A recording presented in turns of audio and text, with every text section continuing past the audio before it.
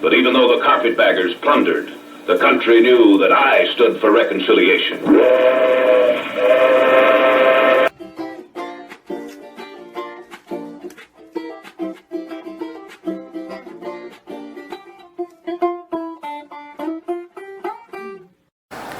Hey you all, Carpetbagger here, coming to you live from the north, more specifically Gettysburg, Pennsylvania. I am outside the Hall of Presidents. No, not the Disney one, although it is somewhat similar to the Disney one in a way. However, they forego the use of audio animatronics, instead use wax figures, and instead of having to move, they just kind of shine a light bulb on their face. It's still very cool, old school, historical wax museum. Let's go take a look. Follow me.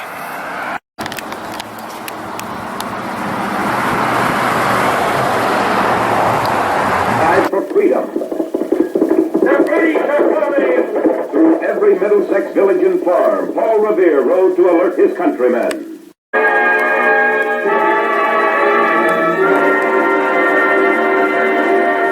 The first president, George Washington. I can but say I was summoned by my country, whose voice I can never hear but with veneration and love. I did my best to serve. When America began its armed revolt against Britain, my wife Abigail and I became the first occupants of the presidential mansion in Washington. Threatened. The responsibility of serving the new nation at this time of crisis fell to James Madison. When I took office, the United States seemed about to tear itself to pieces. There were those who wanted war with England, others did not. In 1923, I went before Congress and proposed what has been known as the Monroe Doctrine. It Adams. God granted me the honor to serve my country longer and in more ways than any other president. There were those who feared for the Republic when I took office. Martin Van Buren. I was the first president born under the American flag.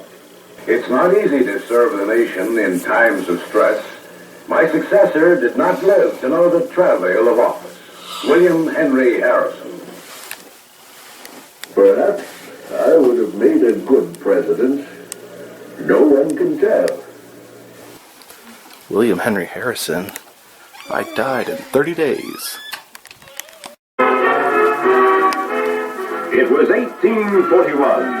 America was 17 million strong, a lusty infant in the family of nations. Our Republic of Texas became part of the United States through annexation. One could almost feel the nation growing, building, I think his voice is funny. But as it grew, the specter of slave state versus free state was growing too. Then Mexico disputed the southern boundary of Texas, refused to arbitrate, and struck first. The Mexican War followed, and our armies were victorious. Here it now. Gold. Gold. The words that seized the minds and hearts of millions.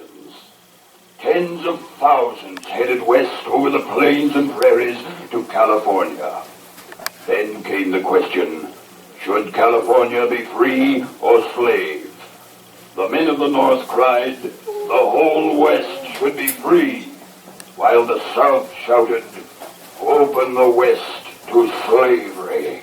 Death came to Zachary Taylor before the controversy was decided. A bullet stilled the heart of Abraham Lincoln in Ford's Theater, Washington, D.C.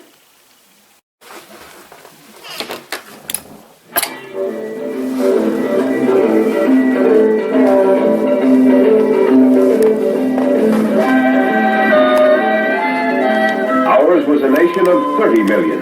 The wounds of war had to be healed. For politics, but I had a great love for my country. Hatred had to run its course. Troops had to control the South. Words guided me during years of depression, civil service reform, and the withdrawal of troops from the South. Just 4 months afterwards, a shot fired by a disappointed office seeker in the Washington Railroad station was fatal to President Garfield. The tragedy shocked the nation into adopting civil service reforms during the term of Chester A. Arthur. I was the fourth vice president to succeed to the office of the president's death. America, to me, was good. Defeated by Theodore Roosevelt. I sought a square deal for all. Legal line in 1903. I groomed my successor to carry out my policies. William Howard Taft. The great concern of my life was the law, not the presidency. Hey, nice chops.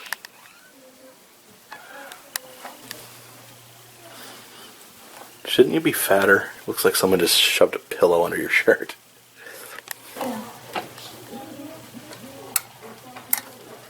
The irony of fate decrees that I would deal chiefly with foreign affairs.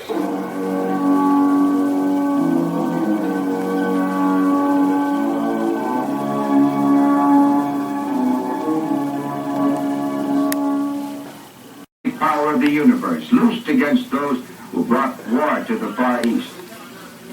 And when the war ended, we again faced the duty to help the impoverished and devastated world. Without conformity, may we grow in strength.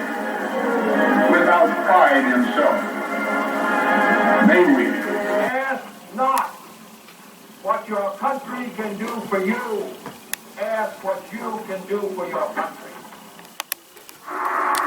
We must be strong enough to win any war, and we must be wise enough to prevent one. Trial did not follow, however, because on August 8, 1974, Richard Nixon became the first president of the United States to resign that office, that voters had elected neither their president nor their vice president.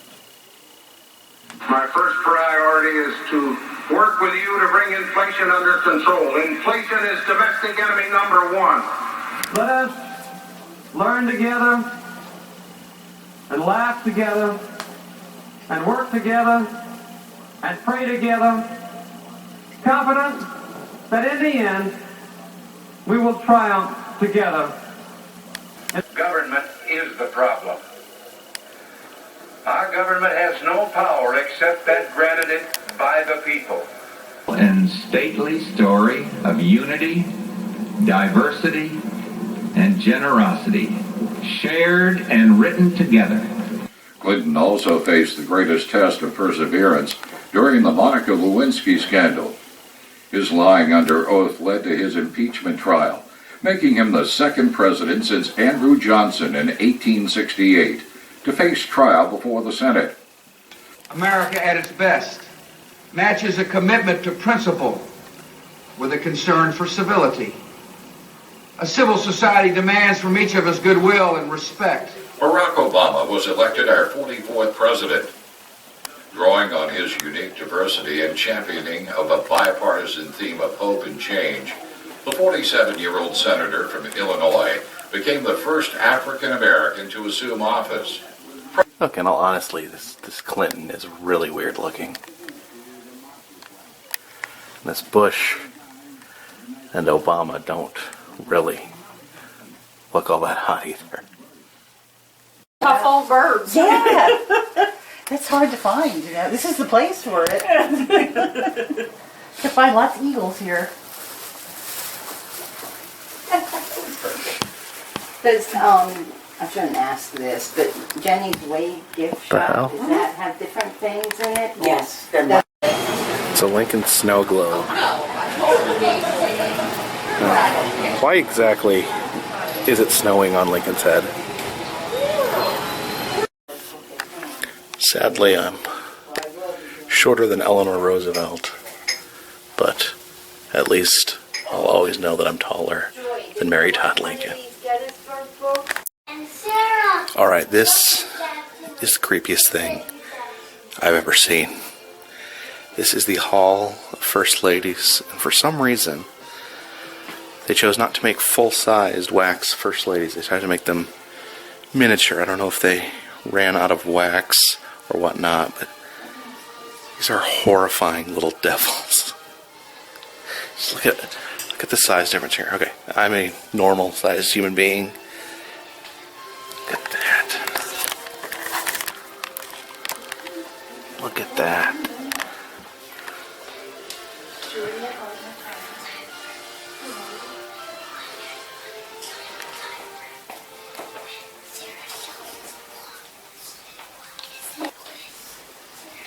Oh God, Mamie Eisenhower is horrifying.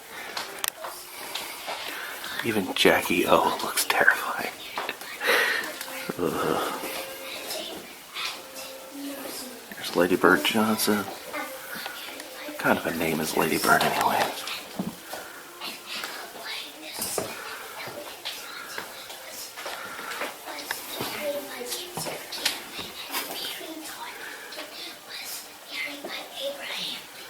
Michelle.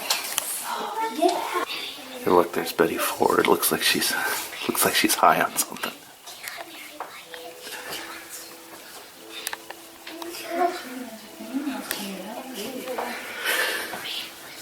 Nancy Reagan.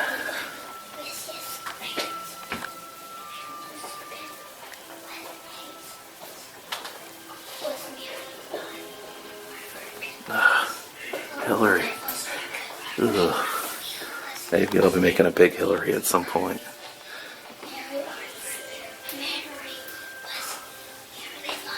Laura Bush. Laura Bush. Did you know she killed her boyfriend? You know that, right?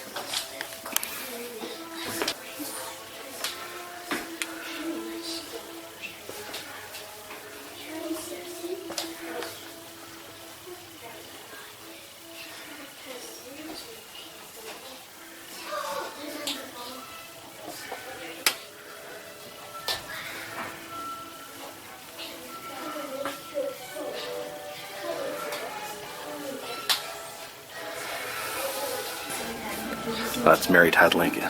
Watch out, she's crazy. Okay, I think I found the most horrifying First Lady. It is Carolyn Scott Harrison. Carolyn Scott Harrison. Carolyn Scott Harrison.